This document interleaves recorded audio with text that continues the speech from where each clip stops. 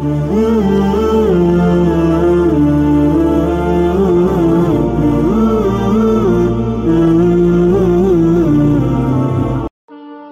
demi hari, waktu demi waktu berjalan.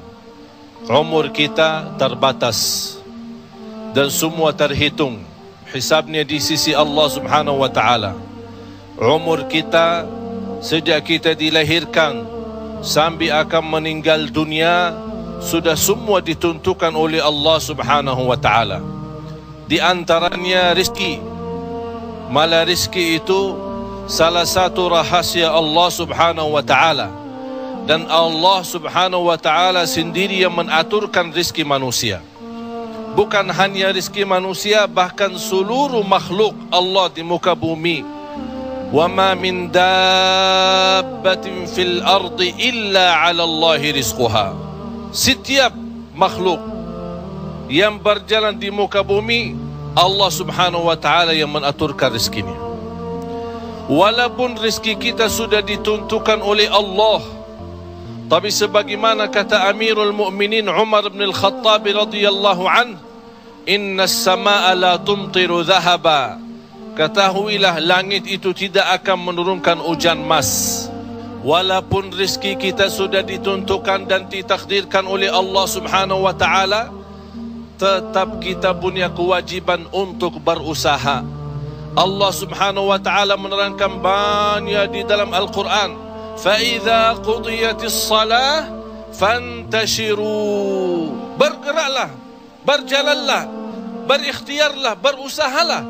فَانْتَشِرُوا فِي الْأَرْضِ وَابْتَغُوا مِنْ فَضْلِ اللَّهِ. Carilah karunia Allah, anugerah Allah, rizki Allah.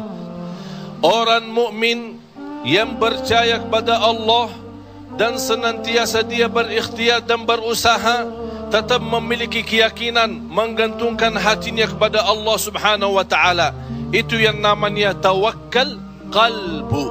Bukan hanya tawakkal usaha, bukan hanya kita percaya kepada kemampuan diri kita atau kita percaya kepada kecerdasan kita, tapi tetap kita senantiasa memohon pertolongan Allah Subhanahu wa taala.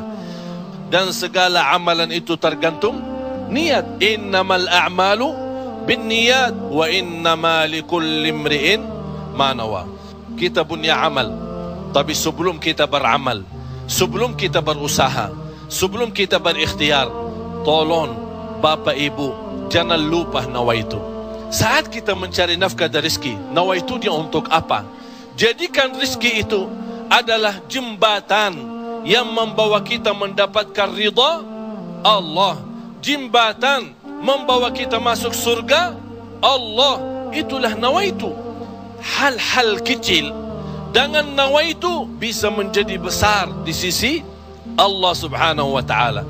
Ada orang nawaitu dia mencari nafkah dan rezeki, begitu dia mendapatkan rezekinya, dia nawaitu untuk memenuhi hak-haknya, kewajibannya terhadap istrinya, kewajiban terhadap anaknya.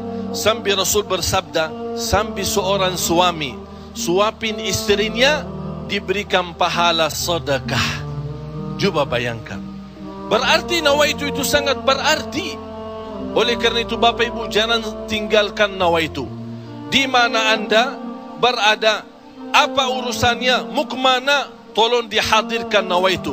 Karena dengan niat, disitulah akan kita sama-sama mendapatkan petunjuk Allah Subhanahu wa ta'ala. Semoga senantiasa kita dalam ikhtiar dan usaha kita, selalu kita menambah keyakinan dan kepercayaan kita kepada Allah Subhanahu wa ta'ala. Hari ini kita berusaha berikhtiar, menghadapi sedikit kesulitan dan kesusahan, jangan kita berkata, kenapa Allah tidak melancarkan rizki dan usaha saya? Tapi harus bertanya kepada diri kita, apa salah saya? Apa kekurangan saya? Barangkali kalau kita muhasabah diri, oh ternyata hari ini saya merasa susah rizki karena ketiduran salat subuh tadi. Saya merasa malam ini tidak lancar karena saya lupa baca Al-Quran. Saya hari ini merasa tidak baik karena saya ketinggalan salat malam. Inilah muhasabah diri. Al-Imam Muhammad ibn Sirin pernah dia mencela orang, mencaci maki orang, inti orang miskin. Orang itu tersinggung. Kata Imam Muhammad ibn Sirin, saya menunggu ucapan saya ini, menunggu akibahnya, menunggu balasannya 40 tahun. Coba bayangkan, hanya satu ucapan dia takutin, dia fikirkan, apalagi perbuatan. Bapak Ibu, berapa banyak perbuatan kita salah, berapa banyak kita melanggar aturan Allah, berapa kali kita menjauhkan diri dari perintah Allah, padahal kita semua hafal. Wa man yattaqillaha yaj'al lahu makhraja. Barang siapa yang takwa kepada Allah, akan Allah jaminkan diberikan jalan keluar dari segala kesusahan, dari segala kesempitan.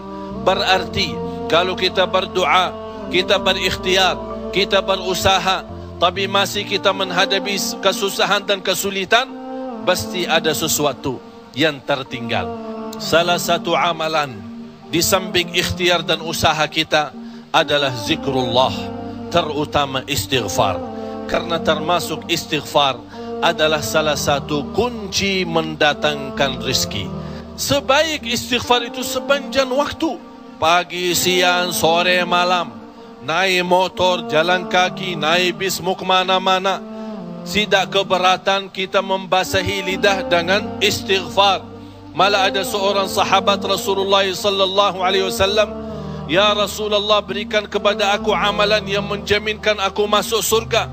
Rasul menjawab, la yazalu lisanuka ratban min dzikrillah.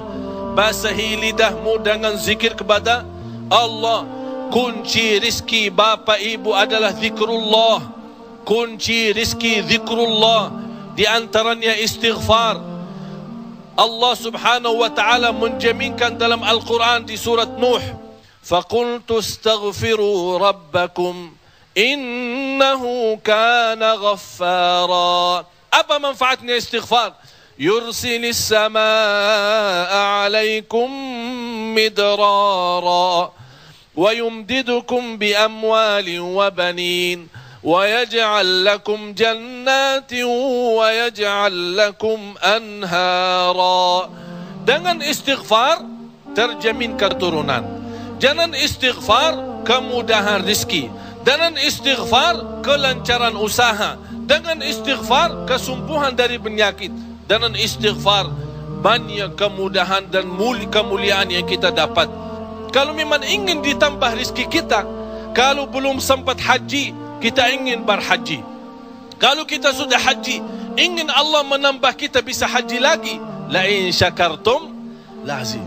Jadilah hamba yang bersyukur, karena nikmat Allah memang Bapak Ibu tidak bisa terhitung. Nikmat Allah begitu banyak di setiap waktu dan setiap saat, lahir dan batin. Wa in ta'uddu ni'matallahi la tuhsuha. Oleh karena itu, jangan anda menjadi orang-orang yang mengkufri nikmat, tapi jadilah senantiasa mensyukuri nikmat. InsyaAllah dengan syukuri nikmat dan sabar menghadapi ujian dan cobaan, kita bisa menjadi hamba yang diridai Allah.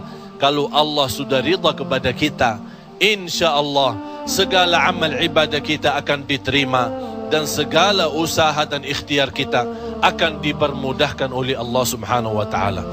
Bapak Ibu, yang terakhir, tidak boleh kita lupa doa. Rasul kita sallallahu alaihi wasallam selalu berdoa kepada Allah subhanahu wa ta'ala. Padahal dia Rasul, terjamin pertolongan Allah. Senjata orang mukmin adalah doa, dan pintu langit bisa dibuka dengan doa, dan doa itu kapan saja dan bisa sampai kepada Allah tanpa waktu dan tanpa batas. Selama kita masih berdoa kepada Allah, selama masih kita memohon kepada Allah, Allah akan senantiasa mendengar doa kita.